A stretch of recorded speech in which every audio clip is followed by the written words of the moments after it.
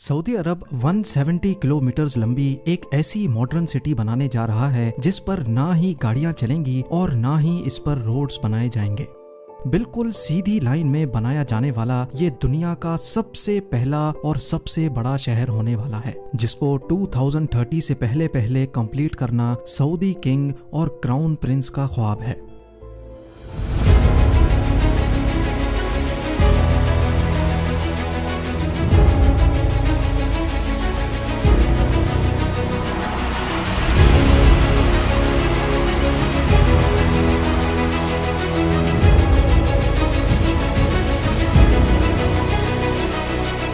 Zeme TV की videos में एक बार फिर से खुशामदीद। नाजरीन, सऊदी रॉयल फैमिली दुनिया की अमीर तरीन फैमिलीज में शुमार की जाती है। अमेरिकन बिजनेस मैगजीन फोर्ब्स और विकिपीडिया के मुताबिक सऊदी रॉयल फैमिली ना मिलियन ना बिलियन बल्कि 1.4 ट्रिलियन डॉलर्स की मालिक है। लोकल करेंसी में बात की जाए तो ये अमाउंट 1050 खरब रुपयों के बराबर बनता है। अगर अभी भी आपको समझने में मुश्किल हो रही है तो आइए इसको और ज्यादा आसान कर देते हैं। Jeff Bezos, Elon Musk, Bill Gates और मार्क ज़करबर्ग के साथ साथ दुनिया के टॉप 17 बिलियनियर्स की दौलत को मिला भी लिया जाए तो फिर भी वो इस शाही खानदान की दौलत से मुकाबला नहीं कर पाएगी। सऊदी अरब के शाही खानदान की दौलत का ज्यादातर हिस्सा इनको यहाँ से निकलने वाले ऑयल की बदौलत मिला। ऑयल निकलने से पहले सऊदी अरब सिर्फ रिलीजियस टूरिज्म पर डिपेंडेंट था, लेकिन 1938 में पहली बार यहाँ ऑयल दरियाफ्त हुआ और देखते ही देखते पूरे सऊदी किंगडम का नक्शा ही बदल गया।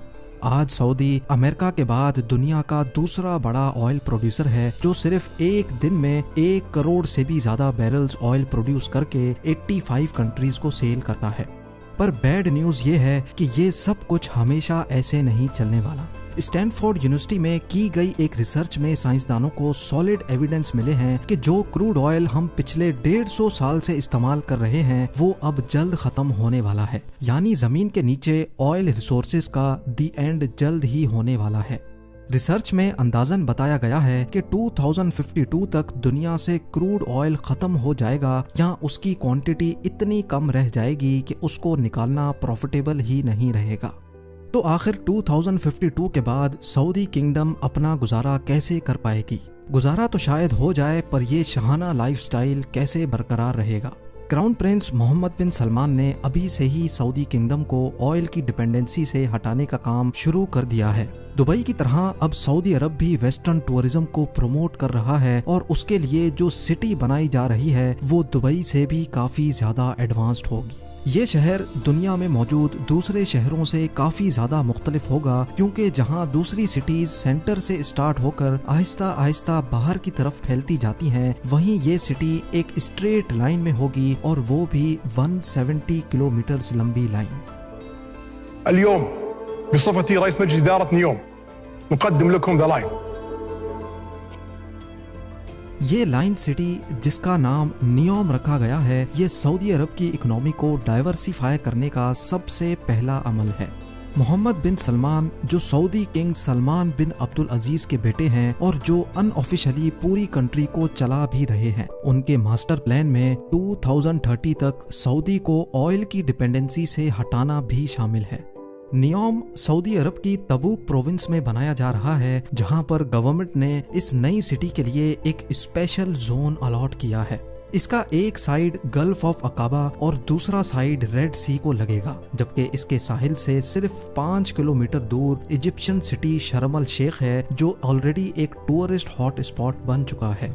दोनों कंट्रीज के हुक्मरानों का प्लान है कि नियोम और शर्म अल शेख को एक ब्रिज के जरिए भी कनेक्ट किया जाएगा, जिससे दोनों कंट्रीज को ना सिर्फ टूरिज्म में फायदा होगा बल्कि दोनों के दरमियान इजराइल को बाईपास करके एक लैंड कनेक्शन भी बन जाएगा। सऊदी गवर्नमेंट की तरफ से नियोम का जो नक्शा प्लान किया गया है वो वाकई काफी इंटरेस्टिंग है। क्राउन प्रिंस का कहना है कि लाइन सिटी के बेशुमार फायदे हैं और ये दुनिया को नेक्स्ट लेवल तक लेके जाने का एक रोल मॉडल होगी। ये सिटी 3 लेवल्स पर फैली होगी, जिसमें ग्राउंड लेवल पे ना ही गाड़ियां चलेंगी और ना ही कोई रोड बनेगा, बल्कि ये लेवल नेचर से भरपूर होगा, जहां सिर्फ पैदल चलने वालों की जगह होगी। दूसरे लेवल को सर्विस लेयर का नाम दिया गया है, जिसमें सारी कमर्शियल एक्टिविटी जैसा कि शॉप्स, ऑफिसेज और मॉल्स होंगे। इस लेवल पे रोड्स होंगे और गाड़ियां भी इसी लेवल पे चलेंगी। नियोम का तीसरा लेवल इस सिटी की बैकबोन साबित होगा, क्योंकि यहाँ ultra high speed transport system बनाया जाएगा जो लोगों को 170 किलोमीटर पर फैले शहर के एक कोने से दूसरे कोने तक सिर्फ और सिर्फ 20 मिनटों में पहुंचाने की काबिलियत रखेगा।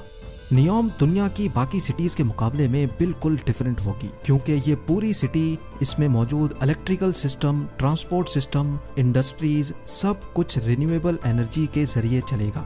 यानी जो ऑयल 2052 में ख़त्म होना है, नियोम के लिए वो 2030 में ही ख़त्म हो जाएगा। ये लाइन सिटी जहां रेड सी के साहिल से गुजरेगी, वहीं इसका ज्यादातर हिस्सा 4500 फीट ऊंचे पहाड़ों से भी गुजरेगा और सऊदी गवर्नमेंट ने इस हिस्से को ट्रोजेना का नाम दिया है। प्रोजेक्ट की कंस्ट्रक्शन के लिए किसी भी पहाड़ को नुकसान नहीं पहुंचाया जाएगा, बल्कि इसी नेचुरल लैंडस्केप की खूबसूरती को इस्तेमाल करके इसमें डेवलपमेंट की जाएगी, जहां एक vertical village, outdoor ski resort, mountain to mountain transport system, health centre और लग्जरी एंटरटेनमेंट सेंटर्स भी बनाए जाएंगे। इस लाइन सिटी की जियोग्राफिकल लोकेशन ऐसे रखी गई है कि दुनिया की 40% पॉपुलेशन यहाँ 4 घंटे में पहुँच सकती है और सऊदी क्राउन प्रिंस का टारगेट यहाँ 2052 तक 1 अरब की पॉपुलेशन अट्रैक्ट करना है।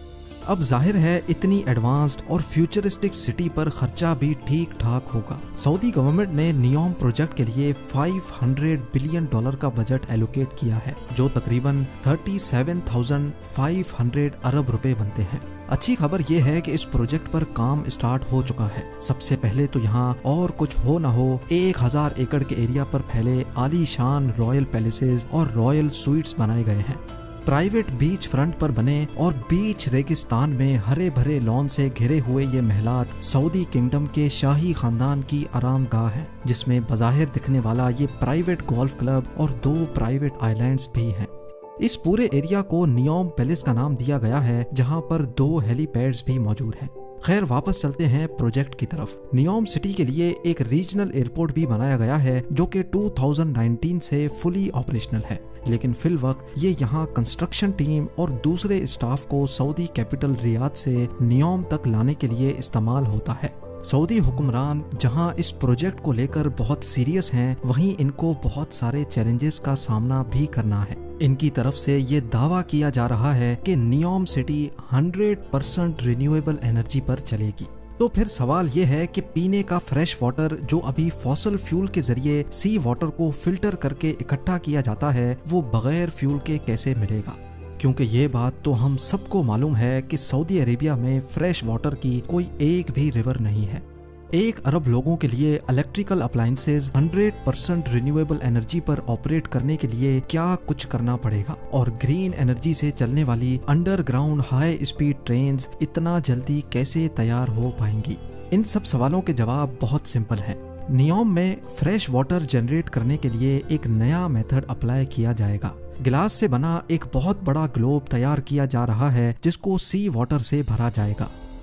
सोलर मिरर्स के जरिए गिलास ग्लोब को गर्म किया जाएगा और जब अंदर का पानी गर्म होकर स्टीम और फिर वाटर वेपर में कन्वर्ट होगा, तो उसको पाइप्स के जरिए बाहर निकाल लिया जाएगा। नियोम के वाटर सेक्टर के CEO का मानना है कि इस तरीके से हर रोज 5 करोड़ लीटर फ्रेश वाटर बनाया जा सकेगा। रिवर्स ऑस्मोसिस और डीसैलिनेशन जैसी मौजूदा टेक्नोलॉजीज के जरिए फ्रेश वाटर बनाने की कॉस्ट जहां 1000 लीटर पर $1 बनती है, वहीं ये कॉस्ट सोलर डूम में 62% तक कम होकर सिर्फ 38 सेंट्स यानी 28 रुपए रह जाएगी। अब बात करते हैं एनर्जी सेक्टर की। इस फ्यूचर मेगा सिटी की इलेक्ट्रिसिटी डिमांड्स पूरी करने के लिए 100% रिन्यूएबल सोर्स को इस्तेमाल किया जाएगा। सऊदी अरब की लोकेशन के हिसाब से यहाँ ज्यादातर गर्मी रहती है और गर्म इलाकों में विंड कंडीशंस ज्यादा बेहतर होती हैं। इसीलिए विंड टरबाइंस और सोलर की मदद से नियोम पर ऐसे प्लांट लगाए जाएंगे जो पानी और हवा को इलेक्ट्रोकेमिकल सेल के जरिए ग्रीन अमोनिया में कन्वर्ट करेंगे, जो कि एक बहुत इफेक्टिव फ्यूल है। नॉर्मल फ्यूल को जब बर्न किया जाता है तो ऐसी गैसेस प्रोड्यूस होती हैं जो पॉल्यूशन का बायस बनती हैं, लेकिन ग्रीन अमोनिया या ग्रीन हाइड्रोजन 100% रिन्यूएबल एनर्जी से बनाया जाता है। इसी वजह से इसके बर्न होने पर नुकसानदेह गैसेस प्रोड्यूस नहीं होती। फॉसल फ्यूल की तरह ग्रीन अमोनिया को ट्रांसपोर्ट और स्टोर करना भी काफी आसान होता है। अब आ जाते हैं सबसे मेन सवाल पर, यानी अल्ट्रा हाई स्पीड ट्रेन्स जो दुनिया में पहली बार प्रैक्टिकली नियोम में इस्तेमाल होंगी।